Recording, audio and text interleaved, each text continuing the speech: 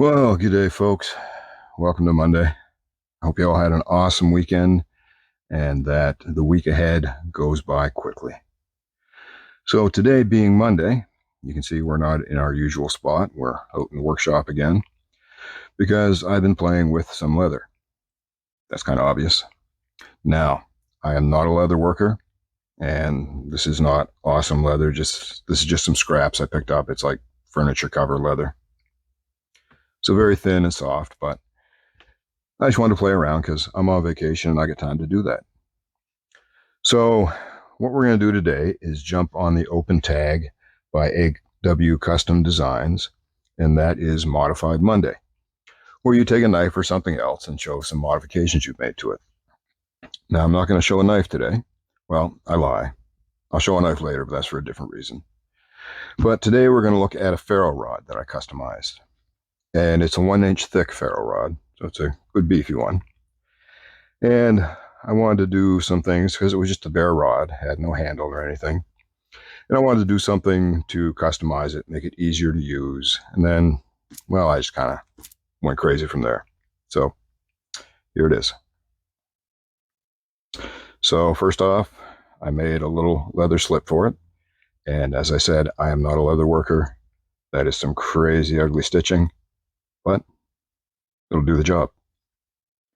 Left a tab in here, dropped a grommet in for a lanyard, or you could put a carabiner in there or something like that to attach it to your pouch.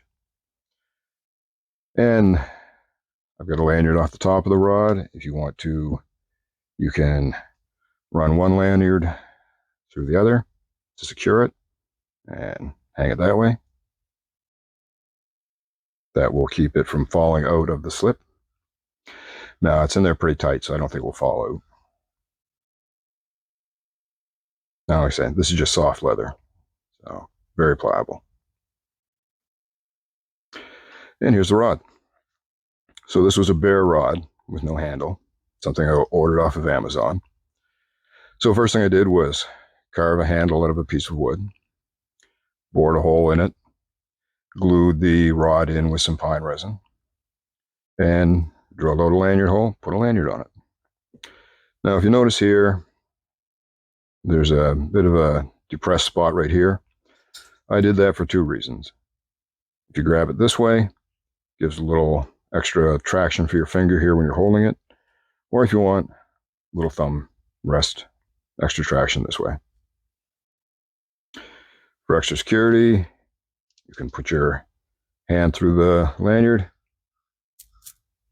and it's not going to go flying out of your hand. Now, here I took some jute twine and wrapped that and secured it at the base. The reason I did that is you could possibly find yourself in a situation where you need to use a ferro rod to start a fire. It's the only resource you have, but you may not be able to find any kind of tinder that will ignite from the spark of a ferro rod. So here you have a ready backup of jute twine.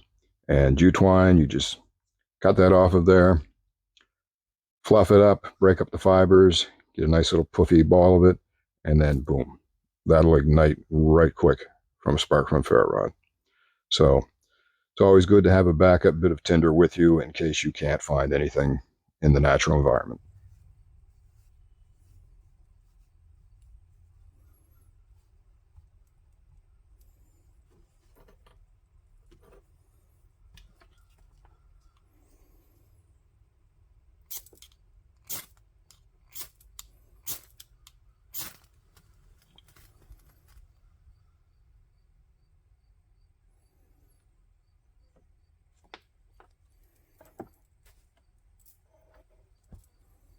So there we go.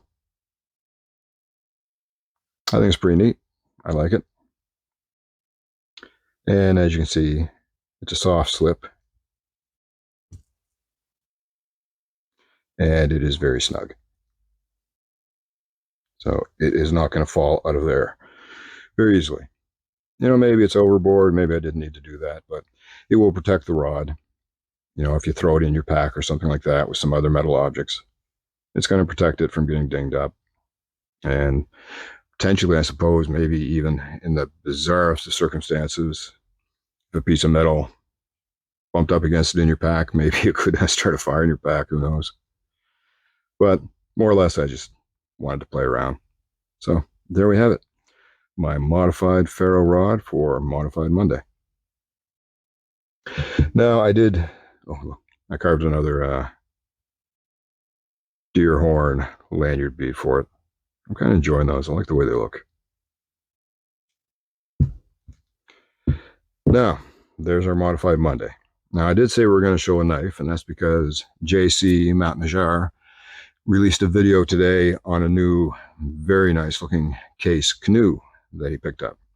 And one thing he said was, I don't see a lot of people carrying canoes in slips. You know, does anybody carry their canoe in a slip, and what type do they use? Well, I do carry my canoes in a slip. And here's a couple here. So we just got a Rough Rider copper swirl. Very cool looking canoe, but it is in your standard canoe size. So it's not an extra thick one like the Classic Carbon 2 series. And this is a case standard slip. I think it is a medium. I don't remember exactly, but for reference, it is of about 4.5 inches long. And a canoe, it's very nice in there.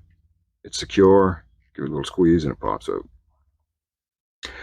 Another option is a case side carry slip. And this, I believe, is a small. Could be a medium, I'm not sure, but it comes in at about 3 3/4 inches. And a canoe fits snugly into there. You're going to wear it sideways on your belt like this. So you're going to have a bit sticking out to pull it out. And it is nice and snug in there. It's not apt to fall out just from your daily going abouts, but there's enough there that you can pull it out. So JC, there's a couple slip options for you to consider, and I'm sure we've got just numerous people in this community that are far, far better with leather work than I am. I'm just playing around. We've got some great craftsmen in this community. So hopefully that helps you out, points you in the right direction if you choose to carry your canoes in a slip. Anyway, folks, thank you for hanging out for a few minutes and looking at my how to kill time on your vacation when you didn't go anywhere because your economy sucks. So you all have a great day. Take care. And I hope you have an awesome week ahead of you.